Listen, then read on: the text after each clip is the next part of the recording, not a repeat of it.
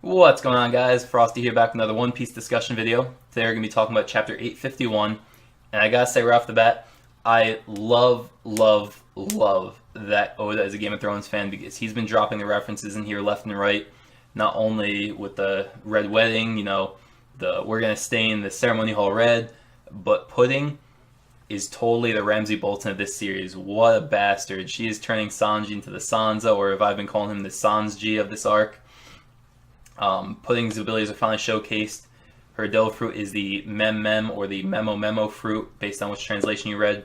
She can pull a roll of film out of your head, chop out your memory, splice in another memory, whatever better suits her need. It totally makes sense why she's Big Mom's favorite with those manipulating abilities.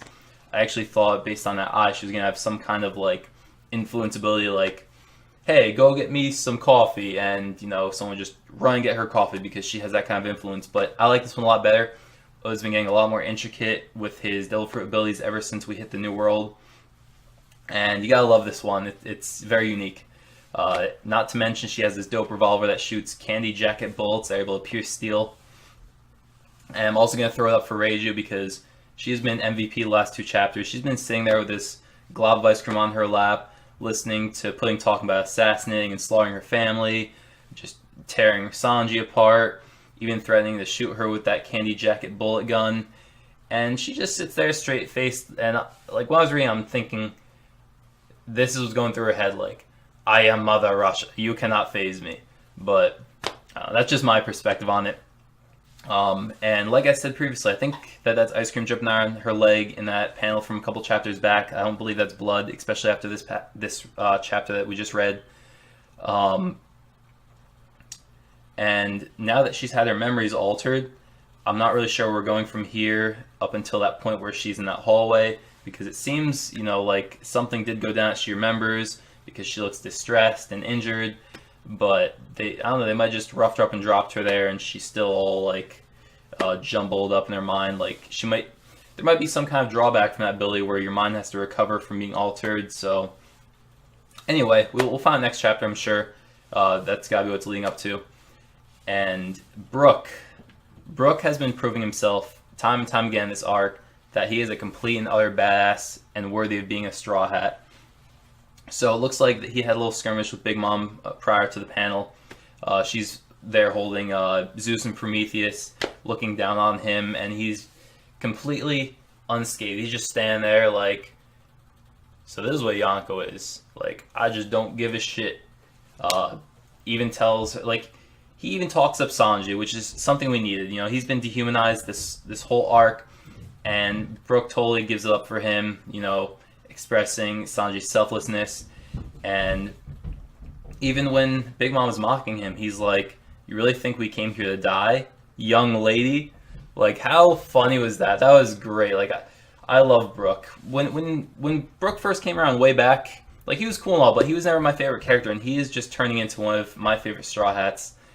And I can't wait to see what happens now, because, Big Mom's even calling him Soul King, so she has to know, slightly what he can do. And I'm thinking, he still thinks he's going to escape. He has no plans of dying. He still has a scroll on his back from the poneglyph. And I bet you he does something with Zeus and Prometheus himself. He's either going to pull the souls out of them.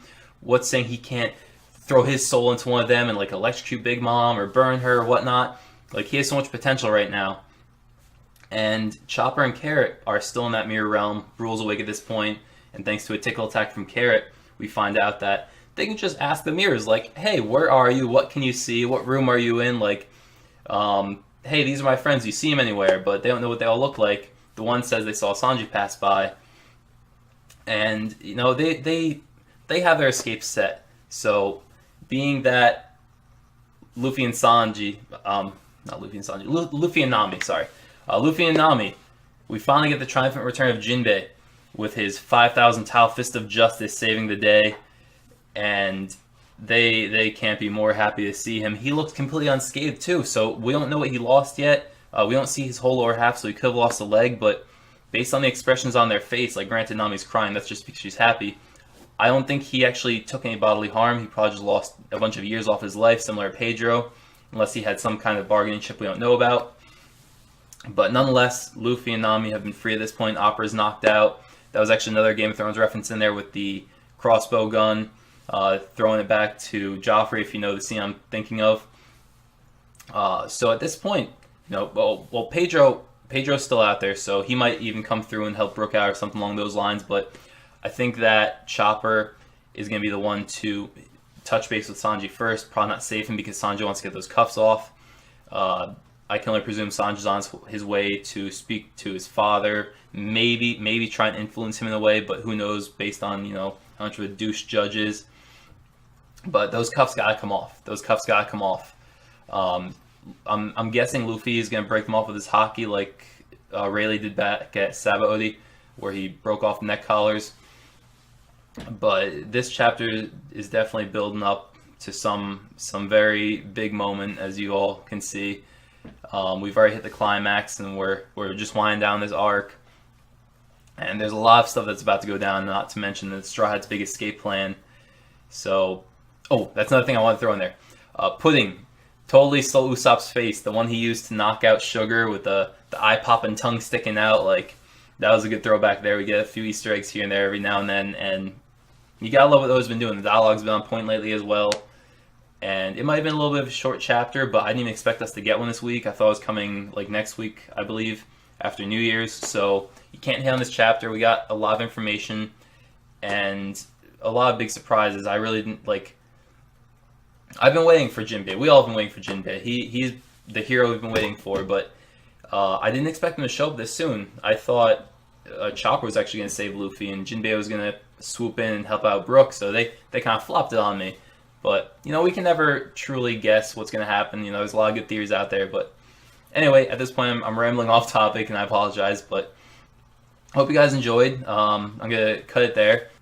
Hey, guys, just want to come back real quick to throw in a little theory that just crossed my mind. So, being that I was just discussing in this video about the Game of Thrones references, I'm going to call Pudding's death right now. I bet you, like I said in my last discussion, that I think Sanji's got to sacrifice his chivalry by the time he leaves, which... I feel like that part with the cigarette not being lit is a little foreshadowing that Sanji is changing. Like part of his persona is changing at this point. I think he's definitely losing that chivalry, and I think he is going to cook Pudding something. She doesn't know that he heard him. He's going to cook Pudding some food. He's going to poison that food. Goodbye chivalry. Goodbye Pudding. No one's going to see it coming. Total purple wedding scenario from Game of Thrones. I just want to throw that in there, guys. Thanks for watching. I hope you enjoyed.